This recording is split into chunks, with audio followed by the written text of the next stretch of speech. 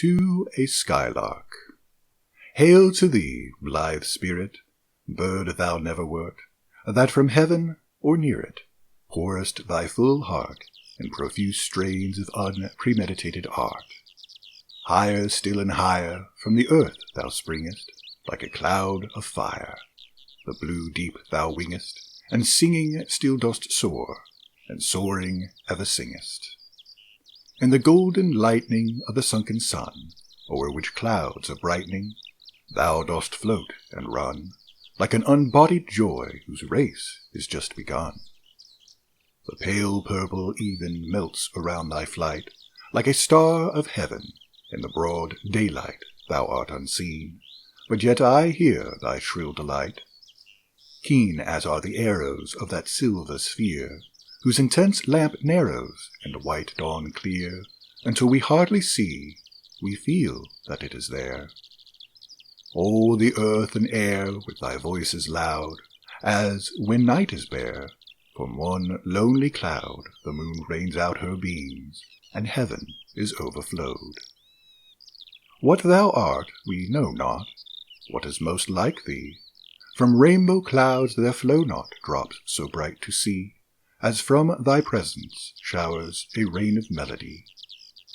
Like a poet hidden in the light of thought, singing hymns unbidden, till the world is wrought to sympathy with hopes and fears it heeded not. Like a high-born maiden in a palace tower, soothing her love-laden soul in secret hour with a music sweet as love, which overflows her bower. Like a glowworm golden in a dell of dew, scattering unbeholden its aureole hue among the flowers and grass which screen it from the view. Like a rose embowered in its own green leaves, by warm winds deflowered, till the scent it gives makes faint with too much sweet those heavy-winged thieves. Sound of vernal showers on the twinkling grass, rain-awakened flowers, all that ever was joyous and clear and fresh, thy music doth surpass. Teach us, sprite or bird, what sweet thoughts are thine. I have never heard praise of love or wine that panted forth a flood of rapture so divine.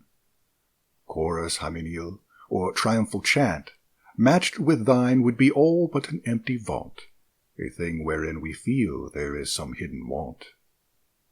What objects are the fountains of thy happy strain? What fields or waves or mountains?